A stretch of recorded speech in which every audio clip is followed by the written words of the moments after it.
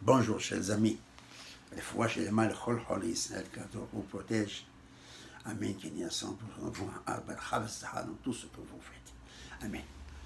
Je vais parler cette semaine. Je vais un passage extraordinaire dans la paracha. Vayigash, Velo Yachol Yosef Litapek. Yosef ne pouvait plus se retenir, de se révéler. Qu'est-ce qui s'est passé? Nous avons ici que les frères retournent chez leur père, tous contents, tous satisfaits. Notre père Jacob avait peur que Binyamin allait mourir, nous allait perdre, tout ceci. Nous voilà ici, tous en route à notre cher père, avec la nourriture, avec Binyamin avec nous, tout est bien, toutes les craintes sont dissipées. Et voilà, on retourne. Bam, tout est détruit. Tout est détruit. Non. Il y a un voleur parmi vous. Il cherche, c'est dans ça de Binyamin où il trouve le gobelin en argent du roi. Tous sont des grenadiers, tous retournent. 10 minutes avant, ils étaient tous contents, prêts à retourner chez leur père, et tout est détruit.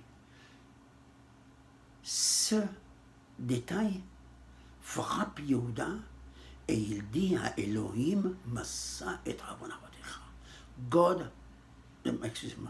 Dieu a trouvé le péché de cet serviteur. Ils se rendent compte que aujourd'hui c'est Yom Hadin. Yom Hadin, Akadosh Baruch Hu est en train de nous juger. Il y a 22 ans que la fête était close. Les frères croyaient que la fête était finie, mais la fête n'était pas finie. Et le recommence avec tout son éclat.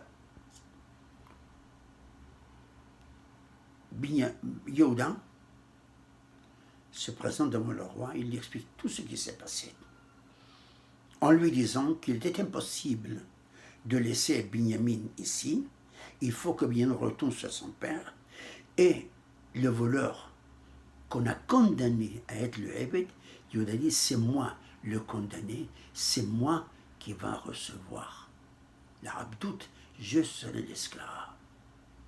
C'est comme ça que Yehuda finit son explication de toute la situation. Merveilleux. Mais le passage nous dit, Velo Yachol Yosef Litapek. Yosef ne pouvait pas se contenir de tout ce qui s'est passé ici. Et il a dit à Yosef, c'est un mot difficile. Yosef ne pouvait pas se contenir. Qu'est-ce qu'il voulait faire, Yosef? Et qui n'a pas pu le faire parce qu'il ne peut plus se contenir. Prenons l'exemple de Haman, Beit Apak Haman. Et Haman s'est retenu. Qu'est-ce qu'il voulait? Il voulait tuer Yosef. Et il voulait tuer Mordechai. Mais il ne pouvait pas tuer Mordechai, ce n'est pas une mission. Alors il s'est retenu. On comprend. Qu'est-ce qu'il voulait faire et qu'il n'a pas pu faire? Il voulait tuer Mordechai, mais il ne pouvait pas, sans permission de le faire. Et ici aussi, Yosef ne pouvait plus se contenir. Et il a dit, Ani Yosef, il s'est révélé. Qu'est-ce que Yosef voulait faire avant qu'il se révèle à ses frères? Et il ne pouvait pas se révéler. L'explication, à mon avis, est comme ça. Que Yosef a reçu la permission, comme on l'avait expliqué la semaine dernière, Yosef a reçu l'explication de ses frères pour lui montrer le chemin à prendre, qu'il était le roi et qu'il était le gouverneur et qu'il pouvait les juger. Yosef avait peur de juger ses frères, de les condamner. Mais il s'est rappelé, comme le passage dit, Yosef s'est rappelé des halomot, et ils lui ont dit eux-mêmes, est-ce que tu es notre roi? Est-ce que tu es notre gouverneur? Non, tu n'es pas. Mais Yosef s'est rappelé maintenant, et il va se faire son de prosterner devant lui, et il reçoit la permission du ciel qu'il peut les juger, qu'il peut les punir, qu'il doit les punir. Et c'est ça ce qu'il a fait jusqu'à présent. Et maintenant, voilà Yehuda, qui admet qu'il veut être le Hébet, l'esclave de Yosef, dans la place de Binyamin. Yehuda s'est rendu compte que Binyamin n'était pas le voleur. C'est pas un petit affaire ça. Ça c'est à moi. C'est ma responsabilité. Il a dit à son père, il a dit t'es pas chez nous. Je suis responsable pour Binyamin, mon frère. Eh bien, Mina Shamaim, ils m'ont montré que je dois devenir l'esclave de ce monsieur, parce que c'était moi qui ai dit à mes frères de vendre Yosef. Et c'est maintenant un jour de jugement. J'accepte. Je veux devenir l'esclave. Il lui dit. Et Yosef voulait lui répondre, Monsieur Yehuda, j'accepte ta proposition, tu deviendras le Eved au lieu de Binyamin. Parce que Yosef voulait continuer ce jugement de Dieu pour expier la gravité de leur péché. Il a voulu lui dire, bien, j'accepte. Mais le pasteur nous dit ici, le Yachol Yosef, Yosef ne pouvait plus se contenir. Il y avait tellement d'Égyptiens autour, en train d'écouter ça. Il a dû arrêter ce jugement sur place. Il dit à Yosef, il a tout ruiné.